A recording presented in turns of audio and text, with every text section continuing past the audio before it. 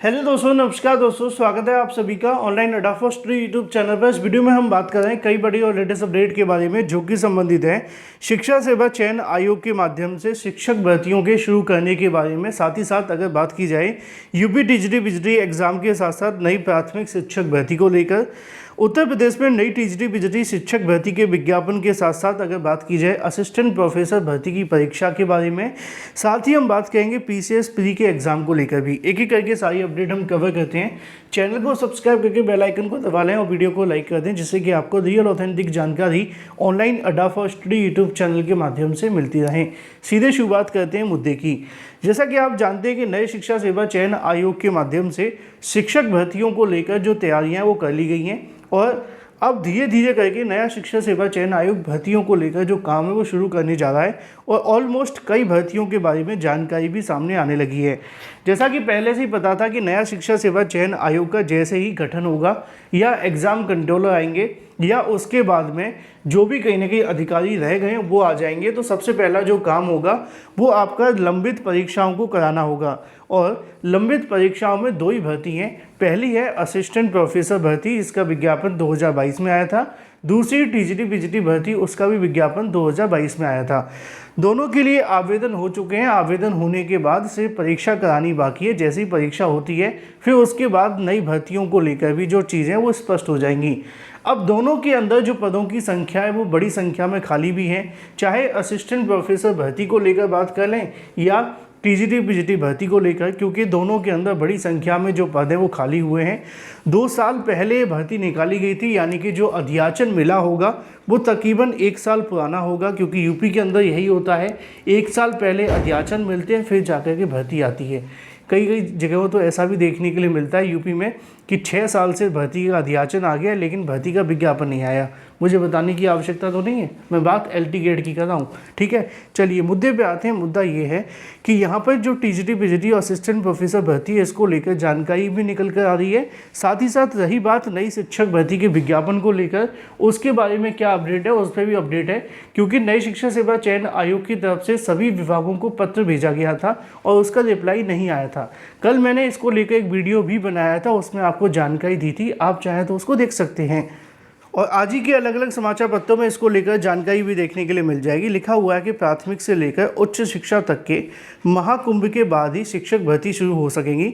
उत्तर प्रदेश शिक्षा सेवा चयन आयोग अब तक ना तो लंबित भर्ती परीक्षाओं को लेकर कोई निर्णय ले सका है और ना ही आयोग किसी नई भर्ती के लिए रिक्त पदों का अध्याचन मिला है। देखो, नई भर्ती के लिए तो ये सत्य है कि जब तक अध्याचन नहीं मिलेगा तो नई भर्ती का विज्ञापन आएगा नहीं। और मैंने कल भी आप सभी को आकर के बताया था कि अभी तक किसी भी नई भर्ती को लेकर अध्याचन नहीं भेजा गया है और नई शिक्षा सेवा चयन आयोग के माध्यम से तमाम अलग अलग विभागों के अधिकारियों के साथ एक बैठक भी रखी गई है, जिससे कि वो इस बैठक में सम्मिलित होकर के जानकारी दें कि आखिर उनकी तरफ से जो अध्याचन है वो क्यों नहीं भेजे जा रहे हैं। अभ्यर्थियों के लिए अगर बात की जाए परीक्षा के लिए कम से कम यहाँ पर लिखा हुआ है कि 6 माह तक इंतजार करना पड़ सकता है, जो कि मुझे लगता है कि हवाई लग रही है। इतना लंबा इंतजार भी नहीं है, क्योंकि 6 महीने का मतलब अगर देखा जाए तो नवंबर, दिसंबर, जनवरी, फरवरी, मार्च, फिर जाकर के अप्रैल, तो इतना लंबा समय तो नहीं होगा। लेकिन यस, नई भर्तियों के लिए अगर कहा जाता तो मान भी लेते। आगे लिखा हुआ है कि आयोग के पास 2 प्रमुख भर्तियां लंबित हैं। इनमें से अशासकीय सहायता प्राप्त महाविद्यालयों में असिस्टेंट प्रोफेसर के 1017 पद और अशासकीय माध्यमिक विद्यालयों में 4163 पद शामिल हैं। इन दोनों भर्तियों के लिए विज्ञापन 2.5 साल पहले जारी किए गए थे। 2 साल पहले आवेदन की प्रक्रिया पूरी हो चुकी है। टीजीटी पीजीटी के लिए 13,19,000 अभ्यर्थियों ने आवेदन किया है। असिस्टेंट प्रोफेसर भर्ती के लिए 1,14,000 अभ्यर्थियों ने आवेदन किया है।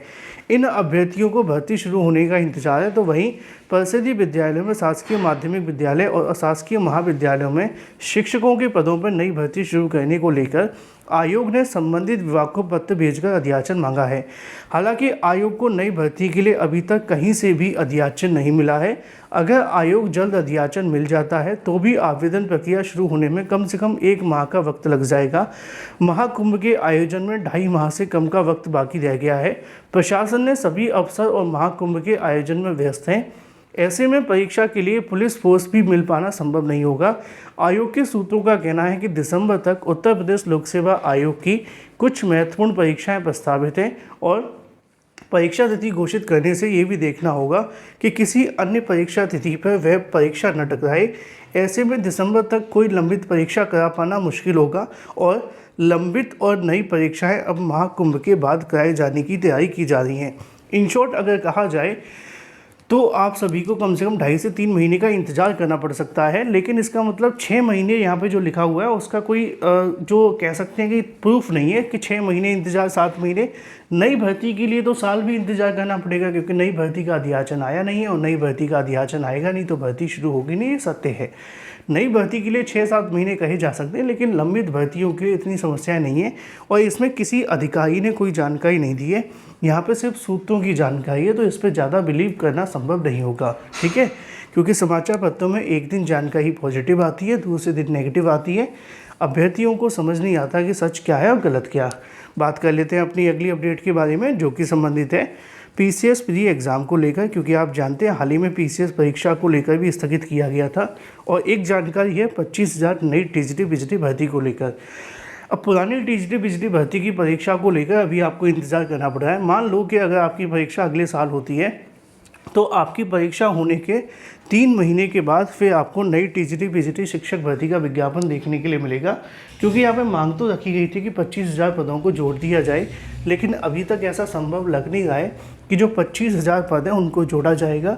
और अगर ये पद नहीं जुड़ते हैं तो निश्चित तौर पर इन पदों पर जो नई भर्ती का विज्ञापन है वो जारी किया जाएगा। और जो नई शिक्षक भर्ती आपको देखने के लिए मिलेगी उसके लिए क्या होगा कि पहले पुरानी भर्ती को कंप्लीट करके फिर जाकर के 25,000 पदों पर नई टीजीटी पीजीटी शिक्षक भर्ती के लिए विज्ञापन जारी होगा। तो ये तो कंफर्म हो चुका है कि आप सभी के लिए जो भर्ती निकाली जाने वाली है वो निश्चित तौर पर पुरानी भर्ती को फोकस करना काफ़ी महत्वपूर्ण रहेगा। किस तरीके से होगी ये भी देखना दिलचस्प होगा।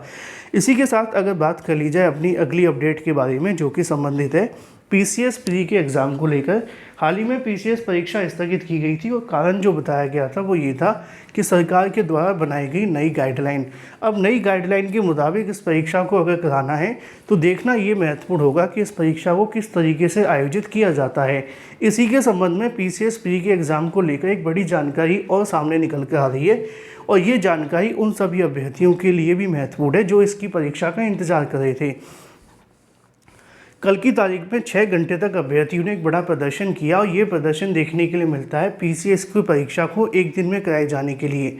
सरकार ये कहती है कि हम एक दिन में सभी परीक्षाएं नहीं करा सकते अगर अभ्यर्थी ज़्यादा हैं तो, क्योंकि ऐसा कर देने से क्या होगा कि भर्ती में धांधली भ्रष्टाचार की जो चीज़ें बढ़ जाती हैं और ज़्यादा परीक्षा केंद्र रखने पड़ते हैं। तो ऐसे में इस बात को कहीं ना कहीं ध्यान में रखते हुए उनका कहना है कि हम एक दिन में करा नहीं सकते।